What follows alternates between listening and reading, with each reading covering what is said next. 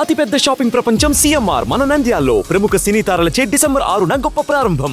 నమస్తే, నేను Keshav. Welcome to Suman TV. మనతో పాటు బీజేపీ అధికార ప్రతినిధి రవికిరణ్ గారు ఉన్నారు. రవికిరణ్ గారు నమస్కారం. నమస్కారం సార్, కేశవ్ గారు. షిప్ని తనిఖీ చేయడానికి కూడా డిప్యూటీ సీఎం స్థాయి వ్యక్తిని వెళ్ళనివ్వలేదంటే ఇది ఏ విధంగా చూడాలి? అలానే నాదెండ్ల మనోహర్ గారు ఇంకో సివియర్ ఎలిగేషన్ చేశారు. అసలు ఈ పోర్టు కేంద్రంగానే ఒక మాఫియా నడుస్తుంది, రకరకాల ఎగుమతులు దిగుమతులు జరుగుతున్నాయి, డ్రగ్స్ కూడా ఇది కేంద్రం అవుతుంది అంటున్నారు. పోర్టు పర్యవేక్షణ ఎవరి బాధ్యత? ఇందులో కేంద్ర ప్రభుత్వం జోక్యం చేసుకుని ఆదేశాలు ఇవ్వాల్సిన అవసరం ఏమైనా ఉందా?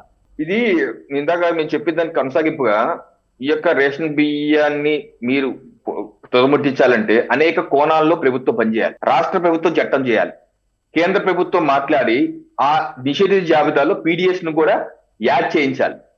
అలాగే వినియోగదారుడు అమ్మనివ్వకుండా చేయాలి, లబ్ధిదారుడు ఎందుకు దానికి తగ్గట్టు చట్టాలు చేయాలి.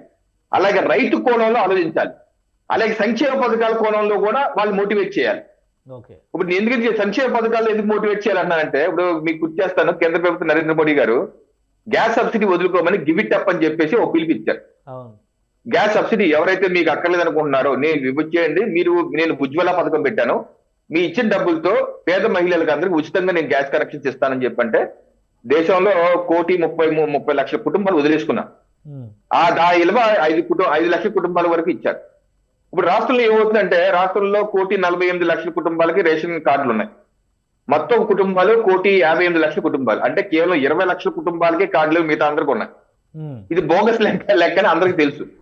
వాళ్ళు తినరు, 80% తినరు. ఎందుకు తినరు అంటే అది ఒక సమస్య. ఇప్పుడు వాళ్ళు ఎందుకు కార్డు ఎందుకు పెట్టుకుంటున్నారు? తిన్నప్పటికీ తీసుకుని అమ్మేసుకుని వేలు ముద్ర వేసేసి ఇప్పుడు వినియోగదారు వరకు వెళ్తుంది. సాంకేతికంగా చూడండి, వినియోగదారు వరకు వెళ్తుంది, ఏలు ముద్ర పడుతుంది. టెక్నికల్ గా ఇట్ ఈస్ డెలివర్, టెక్నికల్ గా ఇచ్చేసారు. ఇచ్చేసినాక వినియోగదారు అమ్మేసుకుంటున్నారు. ఎందుకు తీసుకొని టెక్నికల్ గా అమ్మేసుకుంటున్నాడు? వాడికి భయం ఏంటి, నేను కనుక రేషన్ తీసుకోకపోతే నా రేషన్ కార్డు తీసేస్తే ఫీజు రీఎంబర్స్మెంట్ రాదు, ఆరోగ్య రాదు, ఇలా సంక్షేమ పథకాలన్నీ పోతాయి అని భయం ఉంది వినియోగదారు.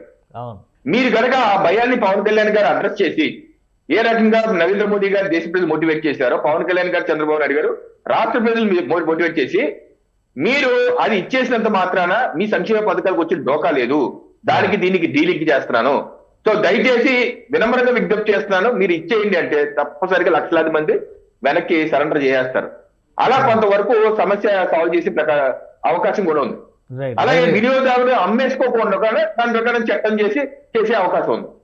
అలాగే రైతుకి నువ్వు చెప్పాల్సింది ఏంటి? ఇప్పుడు నేను చెప్పాను ఇందాక, కాకినాడలో పండించే బియ్యాన్నే లబ్ధిదారుడికి ఇస్తున్నాం. ఇప్పుడు రైతు ఎందుకు దొడ్డ బియ్యం పండిస్తున్నాడు? ఆ పండించిన బియ్యాన్ని కాకినాడ ప్రజలు ఎందుకు తింటలేదు? అనంతపురంలో లేకపోతే వేరే ఊర్లో పండించిన బియ్యం అక్కడ ఆ జిల్లాకి ఇస్తారు కదా, వాళ్ళు ఎందుకు తింటలేదు? తినే బియ్యం ఎందుకు పండించట్లేదు? ఇది ఆలోచించాలి ప్రభుత్వం. ఇవాళ రేపు కేంద్ర ప్రభుత్వం రాష్ట్ర ప్రభుత్వం మంత్రివర్గం కూర్చుంటది కాబట్టి నేను అడిగేది ఏంటంటే, సమగ్రంగా ఒక కమిటీ వేసి, ఐఏఎస్ కమిటీ వేసి ఒక నెలలో నివేదిక ఇప్పించుకొని ఆ రైతుతో ఏ రకంగా తినే సన్న బియ్యం చేయొచ్చు అని ఆలోచించాలి.